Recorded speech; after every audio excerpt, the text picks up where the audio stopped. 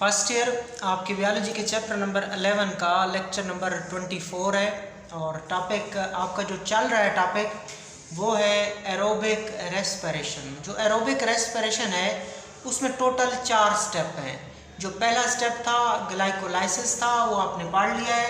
दूसरा step pyruvic acid oxidation है। तीसरा स्टेप जो है वो है क्रेब्स साइकिल या सिट्रिक एसिड साइकिल। और चौथा जो स्टेप है एरोबिक रेस्पिरेशन का वो है रेस्पिरेटरी चेन या इलेक्ट्रॉन ट्रांसपोर्ट चेन। तो आज हम दूसरा और तीसरा स्टेप देखते हैं। तीसरा स्टेप क्रेब्स साइकिल होगा जो आज हम हाफ देखेंगे। तो सबसे पहले हम देखते हैं pyruvic acid oxidation. Pyruvic acid की हम क्या कराएंगे? ऑक्सीडेशन कराएंगे। आपको पता है स्टूडेंट्स के ग्लूकोज से एरोबिक रेस्पिरेशन स्टार्ट होती है और ग्लूकोज ब्रेक डाउन करता है, ग्लूकोज की ब्रेक डाउन होती है और पायरोवेट बन जाता है, 2 पैरोविक एसिड बन जाते हैं। इस अमल को ग्लाइकोलाइसिस कहते हैं, ग्लाइकोलाइसिस कहते हैं।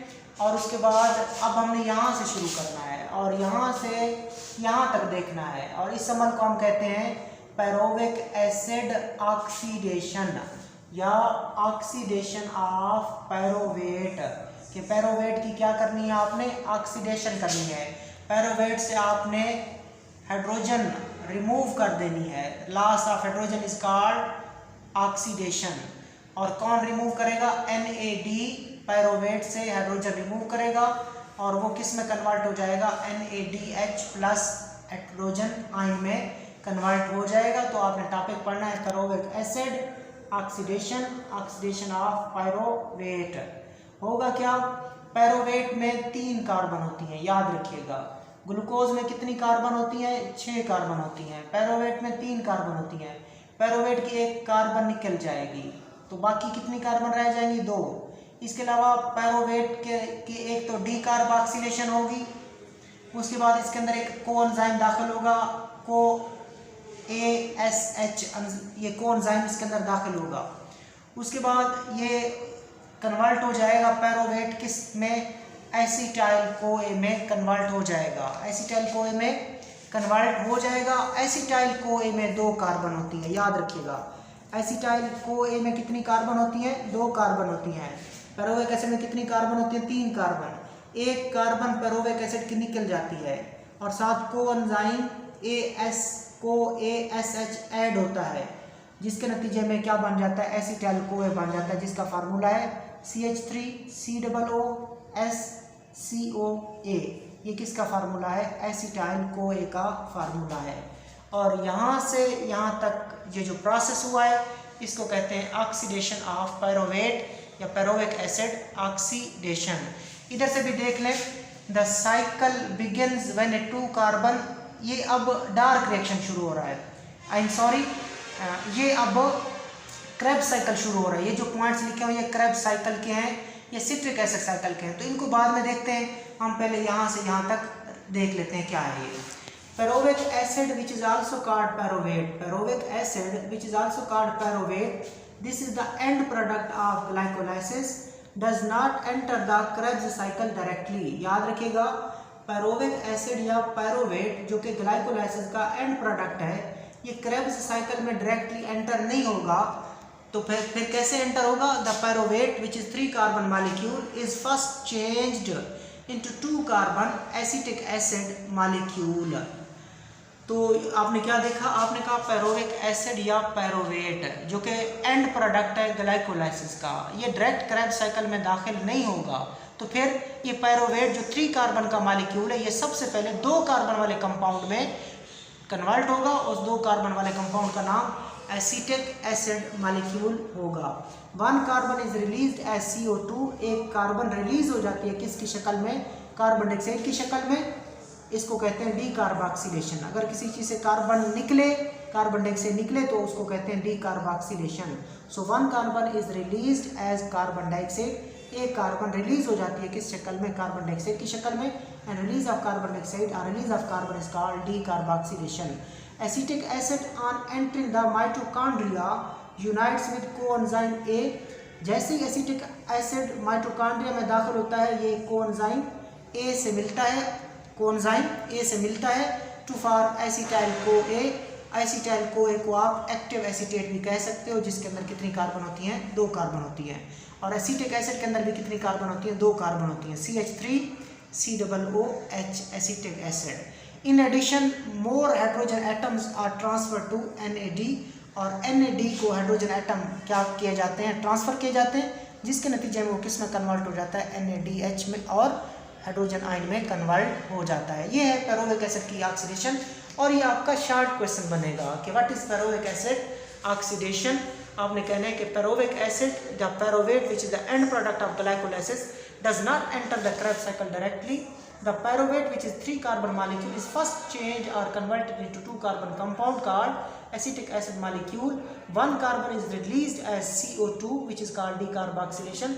The acetic acid on entering the mitochondria unites with coenzyme A to form acetyl CoA. Acetyl CoA is also called active acetate. In addition, more hydrogen atoms are transferred to NAD, and NAD is reduced into NADH. जब NAD reduce होकर NADH बनाता है तो पेरोवेट की क्या हो जाती है, ऑक्सीडेशन हो जाती है। डायग्राम से भी देख लें कि जो पेरोवेट है ये ग्लाइकोलाइसिस का एंड प्रोडक्ट है। पेरोवेट ग्लाइकोलाइसिस का क्या है, एंड प्रोडक्ट है। और ये जो पेरोवेट है ये डायरेक्ट माइटोकॉन्ड्रिया में, ये जो अगला प्रोसेस है कहाँ हो रहा है, माइटोकॉन्ड्रिया में हो रहा है। ये पेरोवेट डायरेक्ट माइटोकॉन्ड्रिया में दाखिल नहीं हो सकता, तो क्योंकि पेरोवेट में 3 कार्बन होती है। माइटोकॉन्ड्रिया में वो कंपाउंड दाखिल होगा जिसके अंदर कितनी कार्बन होगी, 2 कार्बन होंगी। तो पेरोवेट सबसे पहले 2 कार्बन वाले कंपाउंड में कन्वर्ट होगा, उसका नाम होगा एसिटिक एसिड होगा। और एसिटिक एसिड जो होगा वो कोएंजाइम ए रिसीव करेगा और कन्वर्ट हो जाएगा एसिटाइल CoA में। 2 कार्बन है एसिटिक एसिड में भी, यहाँ पे शो होना चाहिए कि पेरोविक एसिड या पेरोवेट एसिटिक एसिड में कन्वर्ट हुआ है। कैसे कन्वर्ट हुआ है, 1 कार्बन डाइऑक्साइड निकल गई है। 1 कार्बन निकली है, किस शक्ल में निकली है, कार्बन डाइऑक्साइड की शक्ल में, और इसका निकलना डीकार्बोक्सिलेशन कहलाता है। तो क्या बन जाएगा, एसिटिक एसिड बन जाएगा। एसिटिक एसिड अब कोएंजाइम ए रिसीव करेगा और कन्वर्ट हो जाएगा एसिटाइल CoA में।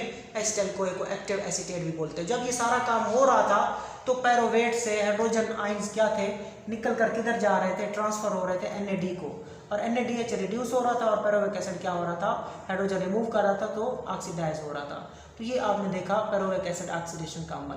अब हम चलते हैं next step of aerobic respiration की तरफ चलते हैं, वो है क्रेब्स साइकिल। क्रेब्स साइकिल और सिट्रिक एसिड साइकिल, और इसका आज हम पार्ट 1 देखेंगे। पार्ट 1 देखेंगे, पार्ट 2 हम नेक्स्ट लेक्चर में कवर करेंगे। Krebs cycle, citric acid cycle, very important long question, part 1 cover करें। Acetyl CoA now enter a cyclic series of chemical reaction during which oxidation process is completed. Acetyl CoA जिसको आपने active acetate भी कहा, acetyl CoA जिसको आपने active acetate कहा, ये acetyl CoA अब एक cyclic series of chemical reaction में एंटर हो जाता है जहाँ पे ऑक्सीडेशन का अमल मुकम्मल हो जाता है। This series of reactions is called Krebs cycle after the name of biochemist who discovered it. उनका नाम था sir Hans Kreb, sir Hans Kreb. और सिट्रिक एसिड साइकिल, इस साइकिल को आप क्रेब साइकिल भी बोलते हो या सिट्रिक एसिड साइकिल भी बोलते हो। क्रेब साइकिल क्यों कहते हैं, क्योंकि उसको साइंसदान जिसने सबसे पहले दरियाफ्त किया था उसका नाम था सर हैंस क्रेब, तो उसके नाम से क्रेब साइकिल। और चूंकि इसमें जो पहला कंपाउंड बनता है वो सिट्रेट बनता है, लिहाजा इसको आप सिट्रिक एसिड साइकिल भी बोलते हो। ठीक होगी, यहाँ से कवर करें। एसिटाइल CoA बनने के बाद एक साइक्लिक सीरीज ऑफ रिएक्शन में दाखिल हो जाता है जहाँ पे ऑक्सीडेशन और रिडक्शन का अमल मुकम्मल हो जाता है, और ऑक्सीडेशन और रिडक्शन रिएक्शन इसमें क्या होते हैं, मुकम्मल होते हैं। इन साइक्लिक सीरीज ऑफ रिएक्शन को आप क्रेब साइकिल कहते हो। किसके नाम से, एक बायोकेमिस्ट के नाम से जिसने इसको डिस्कवर किया था, और उस बायोकेमिस्ट का नाम क्या था, सर हैंस क्रेब नाम था। और दूसरा नाम इसका क्या है, एक क्रेब साइकिल इसका नाम है, क्रेब्स साइकिल, और दूसरा नाम है सिट्रिक एसिड साइकिल इसका नाम है। सिट्रिक एसिड साइकिल क्यों कहते हैं, क्योंकि इसमें पहला जो कंपाउंड बनता है वो सिट्रेट बनता है या सिट्रिक एसिड बनता है। This is why this is also called citric acid cycle. The first step in the cycle is the union of acetyl CoA with oxaloacetate to form citrate. सबसे पहले याद रखिएगा, पहले तो कार्बन याद रख लें। एसिटाइल CoA में कितनी कार्बन होती है, 2 कार्बन होती हैं, और ऑक्सालोएसीटेट में कितनी कार्बन होती हैं, 4 कार्बन होती हैं।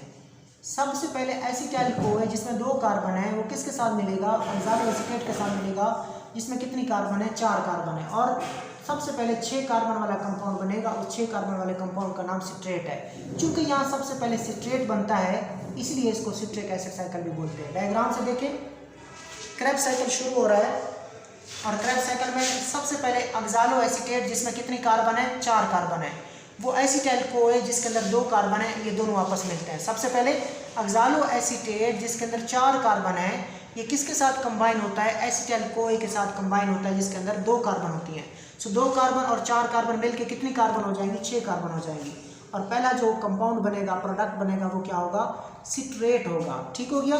तो first of all the first step in the cycle is the union of acetyl CoA with the oxalo acetate. कि पहला स्टेप किसकी यूनियन होता है, ऑक्सालो एसीटेट और एसिटाइल CoA की, जिसके नतीजे में क्या बनता है, सिट्रेट बनता है।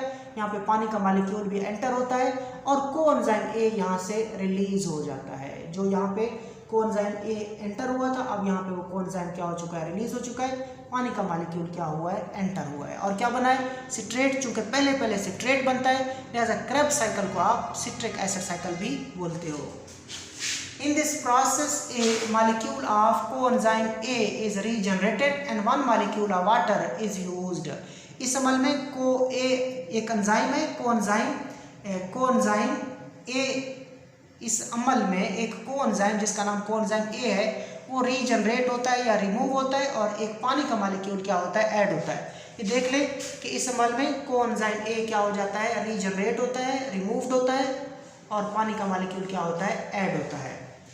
Oxalo acetate is 4 carbon acid, citrate दस है 6 कार्बन एटम। याद रखिएगा ऑक्सालो एसीटेट में कितने कार्बन होते हैं, 4 कार्बन का एसिड है या 4 कार्बन कंपाउंड है, जबकि सिट्रेट कितनी कार्बन कंपाउंड है, 6 कार्बन एटम होते हैं। ऑक्सालो एसीटेट में 4 कार्बन, एसिटाइल CoA में 2 कार्बन और सिट्रेट में कितने कार्बन के एटम है, 6 कार्बन के एटम है।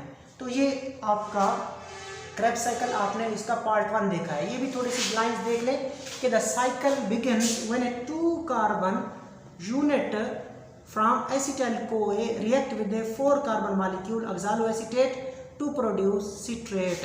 कि ये साइकिल शुरू